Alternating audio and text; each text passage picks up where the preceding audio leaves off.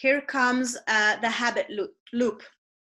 So there's some discussion who pinned down the term the habit loop, but it would be Charles Duhigg, I don't know how to pronounce his name, who discovered a simple loop, a neurological loop that would be at the core of every habit. And a loop consists of 3 parts. There is a cue, a routine, and a reward. A great example of how you can understand this loop would be that I had a client, and she was overweight, and she was convinced that she really did not eat that much, so it couldn't come from, you know, extra calories. So that's why I had her go through the habit loop. So we really analyzed from almost minute to minute her day. And so what we discovered and what her brain, you know, put into the unconsciousness was the following, and you can follow with the habit loop. So every time she came home from work, she went through through the back door. So, and then the first thing she did was, because she was starving, she went to her fridge and she grabbed whatever she could find out of her fridge. And then, you know, she cleaned up a little bit, and then she started dinner, and then she had a, you know, normal dinner. So what I did with her and what we analyzed was that the cue, so what triggered her to eat and eventually overeat was, the cue was that when she walked through her back door, that was like a trigger that, okay, I'm going to the fridge and I'm gonna, you know, gratify or satisfy this hunger feeling that I have.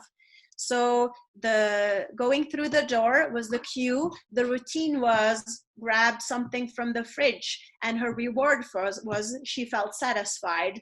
She felt a fuller stomach, and she felt happy. But then the longer term thing that happened was that she felt really bad. She felt bad about herself. She felt guilty, and she beat herself up about it. So with the habit loop, what you can do is several things. You can take away the cue, or you can change the cue. You can change the routine, or you can change the reward. And what we did, the client and I, was the following. So going through her back door was the cue. So she experimented with going through the front door. Now, this may sound silly, like really, but this was actually her cue, and it had been for years. So changing where she went in the house actually made her not go through to the fridge immediately, and on the contrary, she took off her shoes by going through the front door, and she went straight to her bedroom, and she changed clothes. And, you know, after a couple of weeks, we had that change to, she changed into her workout clothes, then she did a little workout, and so on. So changing the cue changed everything for her. You can also change the routine. Just gonna check time. Change the routine. And so for her, that was a little bit harder. So her going through the back door and then not going to the fridge was a little bit harder, but we had her put a Post-it on the fridge with her motivation, why it was important for her to lose weight. And all her great motivations, you know, because she wanted to be more flexible, and when she had grandchildren, she wanted to play with the grandchildren and feel fitter, and she wanted to travel and you know, even one day hike to the mountains. And so she put her rewards card, look, why this was important for her, she put that on the fridge. So that was a huge reminder for her to not open the fridge and start eating. So she tried with that, but that was less successful for her than going through the front door. With habits, there are pitfalls. And one of them would be that they creep in, like bad habits creep in just like that. So a good example would be the one I gave with you moving to a new neighborhood and, you know, becoming part of a different community. Another one would be a good example would be now today, as we're all home way more, that you know, your routine of going to work is disrupted, or for many, so they're in the house and everyone's stocked up on food. So if you are a emotional eater and have little self-discipline and all that, and you're stuck in the house with all that food, it could be that you are going to start a bad habit, because you stay up later. It's kind of, you kind of feel like you have more freedom. It's kind of vacation, but then again, it's not. It's weird, right? Everyone can agree on that. It's weird times. So stay up later. So that means that you could start to get hungry again after dinner, because you're up later than you're normally in bed before you start to feel hungry again. And that you would start a late night snacking habit, just unconsciously. You're hungry and you're starting to eat. And if you keep doing that, by the time we're ever out of this crisis, you will have developed that habit, and you will take it into, you know, life after Corona, right? So to be careful with that, how bad habits creep in is super important. Why we fail to start good habits is because, and I've seen it over again, people are, when they want to start a new lifestyle, they are super motivated, and they're going for it, and they cannot go fast enough. And the thing is that they take on too much. They take on too much on their plate. So they get overwhelmed and they quit because it's too much of a change. So the trick here is to start small. And I always use this phrase, start ridiculously small. So if you want to you know, increase your fitness level, start with 5 squats per day. It's better to do something than to do nothing, and consistency is more important than intensity to start a new habit. So don't overdo it, start super small.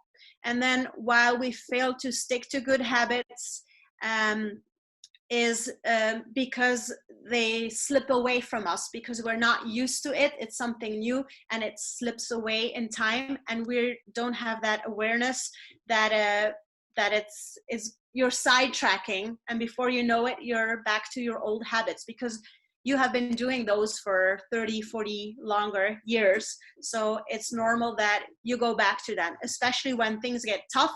You go to what you know and not what you don't know. Why is working with a coach more successful than trying it, for many, than trying it on your own? It's because a coach gives you accountability, which is huge for most part of the population.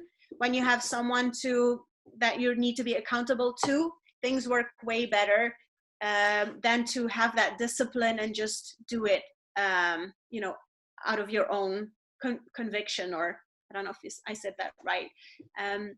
So because of accountability, huge. And then the coach can keep an eye on the bigger picture. So you set your goals, and when you're working hard on changing things in your life, at a certain point you can get overwhelmed and you're starting to focus on details, and your coach can bring you back to, you know, back down and tell you, hey, this is what we were working on. You're getting distracted. We're going to focus on this now, you know, for the next 3-4 months and nothing else. So the coach will bring you that awareness that you're sidetracking and keep the eye for you on the bigger picture. And then a coach, I compare that it's like the coach of an athlete. So whatever habit you want to work on, if you compare your coach as it's like the coach of an athlete, with which I mean, a coach of an athlete records the training of the athlete, and then together with the athlete, they analyze the training. And so you see exactly where it's going wrong or where you can be more efficient. If you're doing this by yourself, then there's no one then that can look at that with you and review how you're doing your training or your new project with changing your habit. So with your coach, you can go into detail and look at that cue, trigger, reward, cue, action, reward. Where exactly are we not efficient? Where is the struggle? Where is it going wrong? Where are we sidetracking? So that's the great thing about working with a coach. These are books that I've read that were an eye-opener to me. You may have, some titles may look familiar. I'm sure that Shane will send everyone this list, or I can send it, whatever you want. So that's the book. If you are new to Audible, if you've never tried an audiobook from Audible before, then I can send a free book to you if you would like to try audiobooks. So one slide missing here. So your free habits audit, how you can get hold of that is that you can schedule an appointment with me. And what we do is that we look at your cue, action, and reward for a specific thing, something you want to work on, whether it's nutrition, fitness, mindset, leadership, productivity. We go through the loops very much in detail. We do a little audit, and I give you a couple of tips and techniques to try out and see if you can change the cue, the action, or the reward. So it's a 25 to 30-minute call, and it's free. So if you want to get started on changing those habits that you're not happy with and that don't bring you closer to your goal, then I'd be happy to get on a call with you.